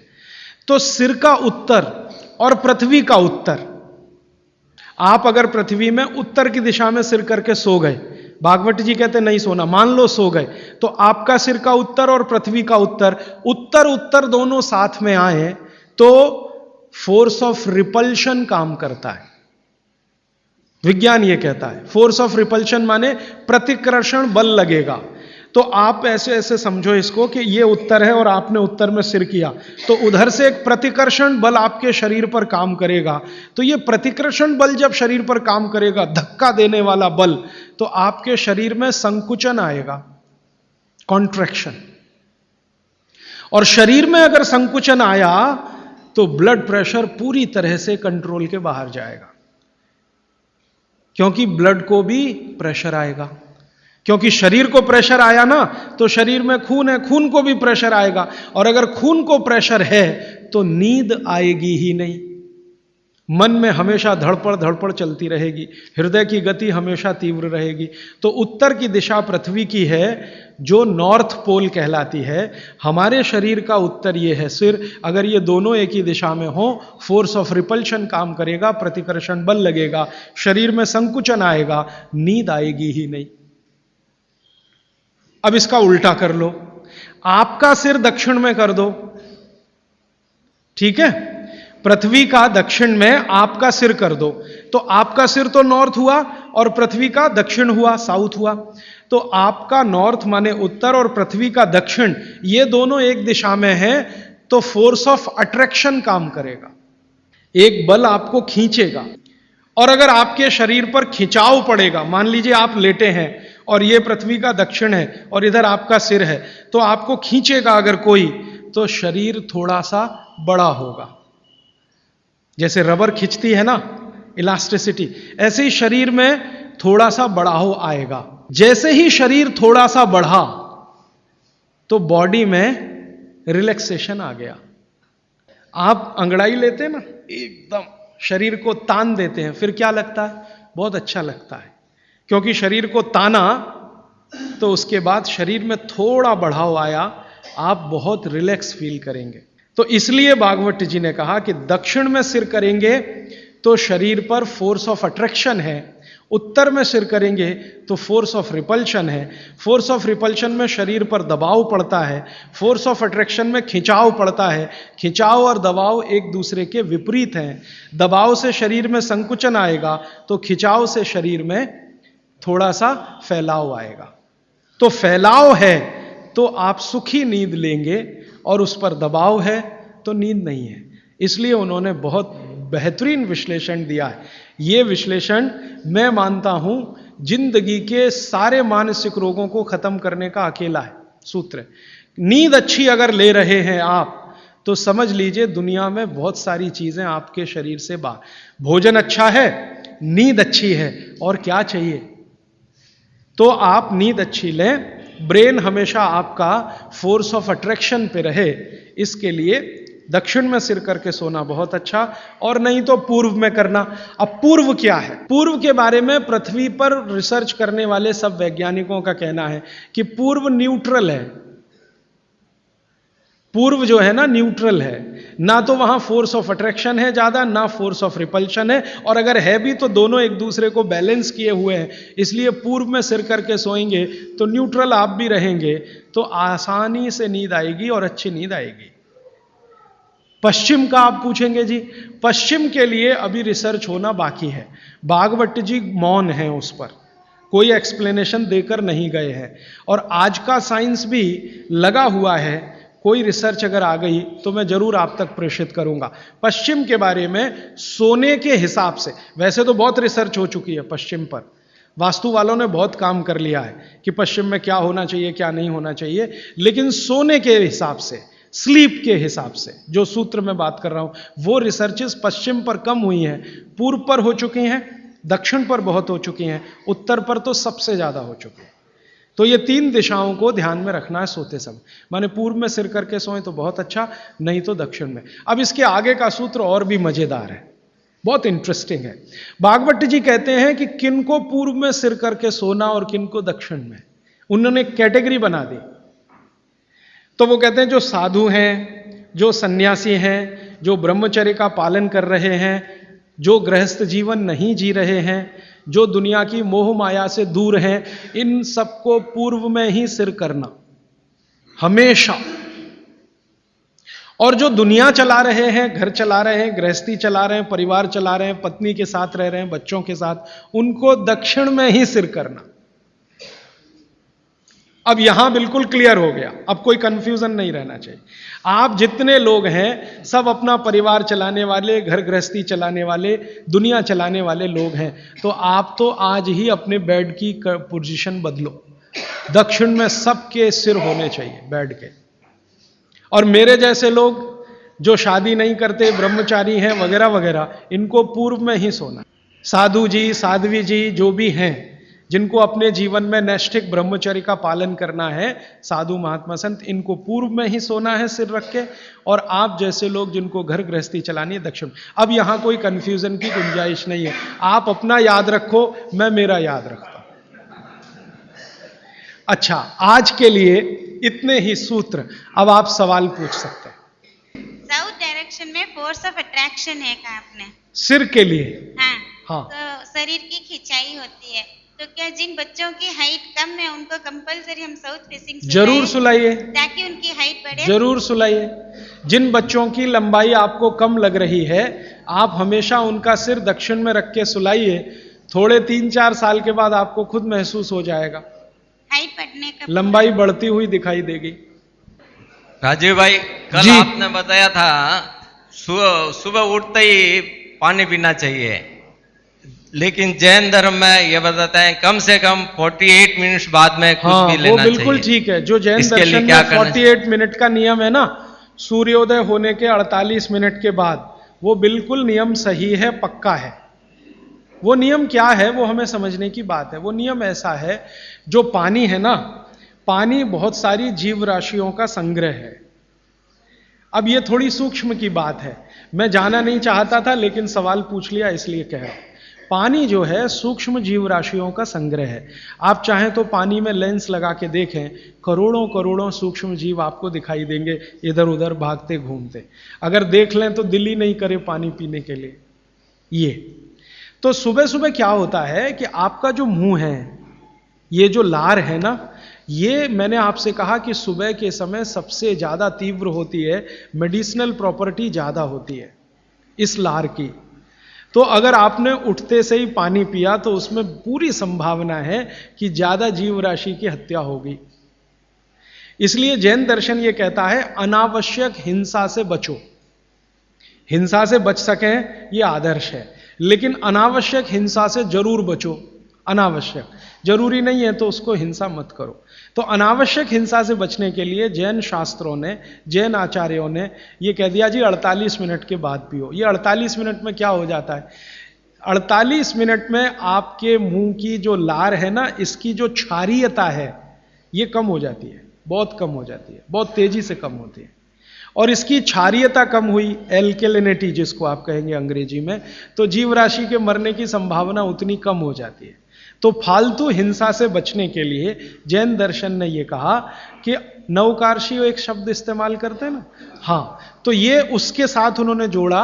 वो 48 मिनट का कैलकुलेशन बागभट्ट जी का भी है। वो ये कहते हैं कि सुबह उठते ही 48 मिनट तक अगर आप इंतजार करते हैं तो मुंह की जो लार है इसकी क्षारीयता कम होना शुरू होती है। तो उठते ही पानी पीने में अगर आप जैन दर्शन पालन करते हैं तो 48 मिनट ध्यान रखो। और अगर आप जैन दर्शन पालन नहीं कर रहे हैं तो आपके लिए शायद हिंसा का उतना महत्व नहीं है, लेकिन करें तो आपके लिए भी अच्छा है। तो आप बोलेंगे जी 48 मिनट तक क्या करें, बैठे रहे? तो भगवान का नाम ले लो,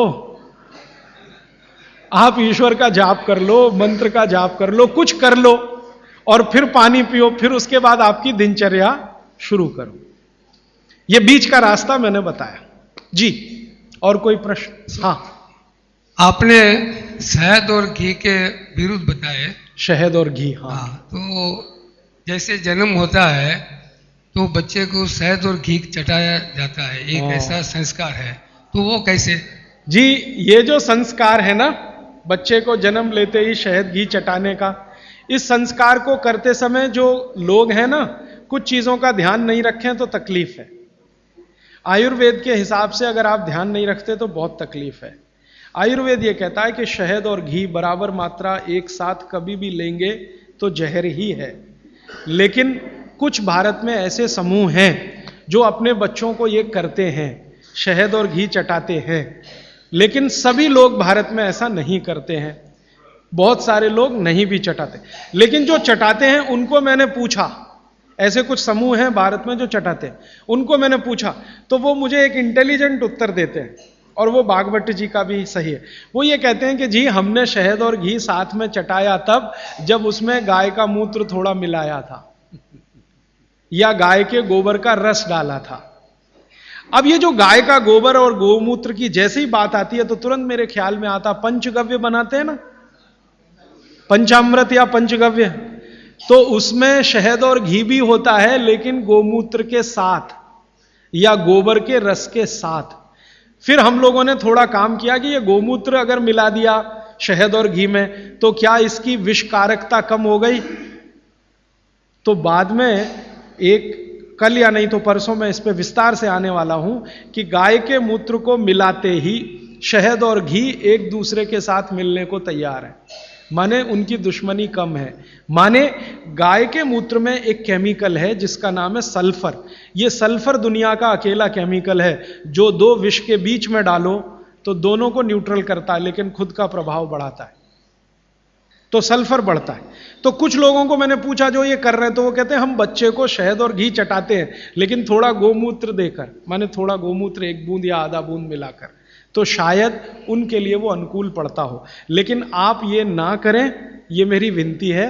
आप इसको, बच्चे को अगर चटाना है तो खाली घी चटा दें, अगर चटाना है तो खाली शहद चटा दें, शहद और घी मिलाकर ना चटाएं। एक ही कंडीशन है कि जब बच्चे को कोई ऐसा गंभीर रोग ना हो, अगर मान लो कोई बहुत गंभीर रोग है जिसमें विष ही देना है, मान लीजिए कई रोग ऐसे हैं जिसमें विष दवा का काम करता है, ऐसे कई रोग हैं जिसमें विष दवा का काम करता है, उस कंडीशन में जरूर बच्चे को दिया जा सकता है। जैसे एक बहुत खराब रोग होता है, कई बच्चों को होता है, जन्म लेते ही उनके शरीर का जो त्वचा है ना, उनका रंग बदलना शुरू होता है। कई बच्चों को मैंने देखा एकदम तांबई कलर के हो जाते हैं, ये जो कॉपर होता है ना, कॉपर, तांबा, ताम्र, उसी रंग के बच्चे की स्किन होना शुरू हो जाती है। उस बच्चे को जरूर शहद और घी ही चटाना पड़ेगा, नहीं तो ठीक नहीं होगा, उसके लिए वो काम आएगा। तो अलग अलग परिस्थितियों में, लेकिन सामान्य बच्चे के लिए ये ठीक नहीं है, उपयोगी नहीं। जी श्रीमान जी, आयुर्वेदिक दवाओं के साथ जो डॉक्टर की दवाएं अभी चल रही है, तो उसको ले सकते हैं? बिल्कुल मत लीजिए।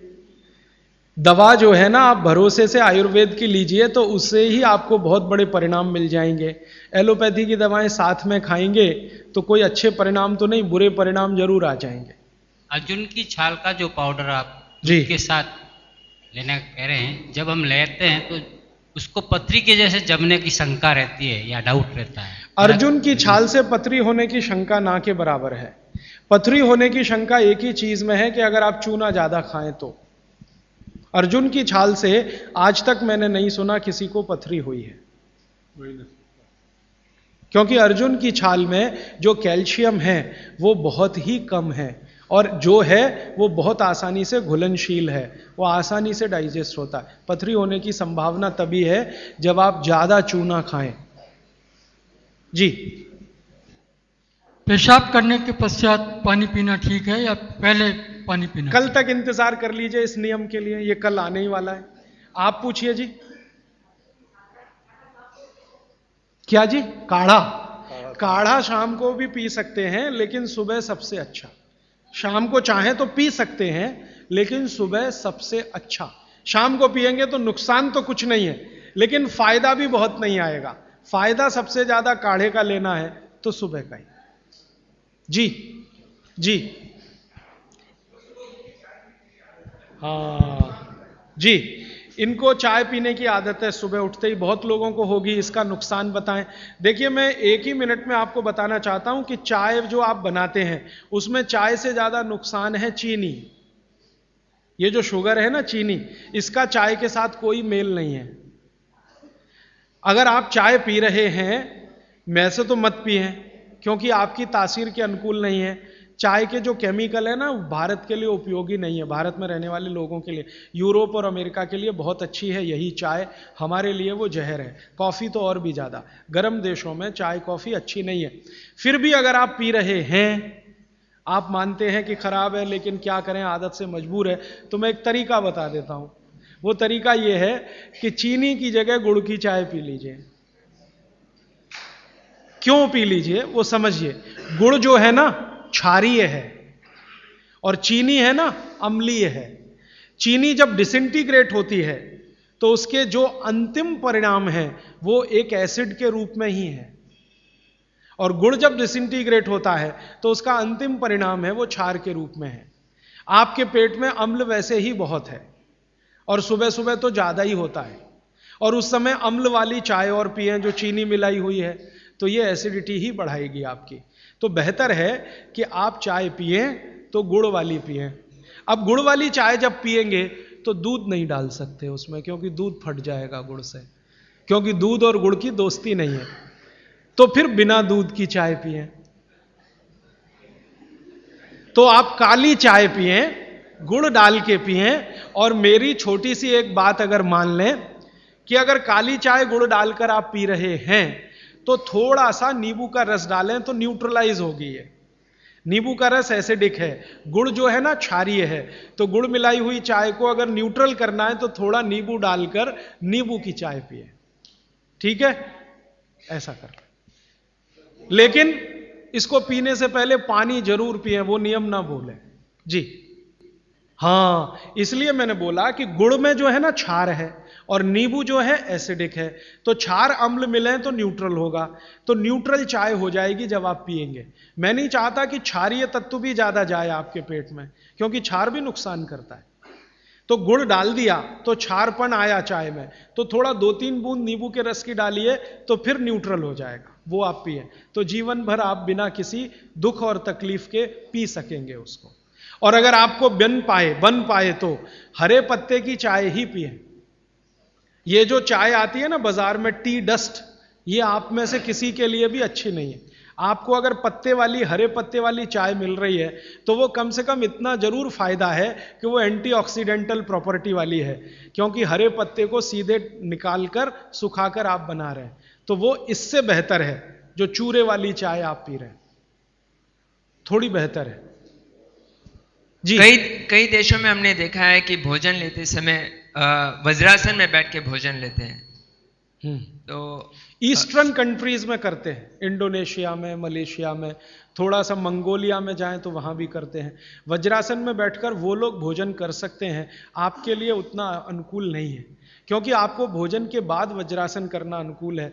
भोजन करते समय आपके लिए सुखासन या उकड़ू बैठकर आसन वही अनुकूल है। अब ये क्यों है, एक दिन रुक जाइए, परसों मैं एक्सप्लेन करने ही वाला हूं।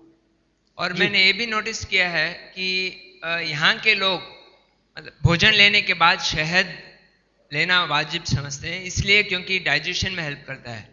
लीजिए ना, मैंने मना नहीं किया, लेकिन जैन दर्शन का पालन अगर आप कर रहे हैं तो मत लीजिए, और अगर आप जैन दर्शन में पालन नहीं कर रहे हैं अपने जीवन को, तो आप शहद लेने के लिए स्वतंत्र हैं। जैन दर्शन में है तो मैं स्ट्रिक्टली बोलूंगा ना करें, क्योंकि उसमें हिंसा और अहिंसा की बात आएगी। शहद जो है ना, जीव राशियों का समूह है, और बड़ी मक्खी के शहद में ज्यादा जीव राशियां। पानी कितना लेना चाहिए ये सबके लिए अलग अलग है, तो इसका सूत्र बता देता हूं। हर व्यक्ति को कितना पानी पीना चाहिए, आप अपना वजन करिए। वजन अगर 60 किलो वजन है तो 10 से भाग दीजिए इसमें, तो 6 आएगा, और 2 घटा दीजिए, तो आप 24 घंटे में 4 लीटर पानी पी सकते हैं।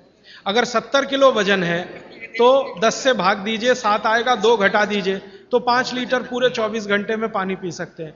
किसी का वजन 40 किलो है, 10 से भाग दीजिए, 4 आएगा, 2 घटा दीजिए, 2 लीटर पानी पूरे दिन में पी सकते। हर व्यक्ति अपने वजन के हिसाब से पानी तय कर ले, जितना वजन 10 का भाग और 2 घटाना।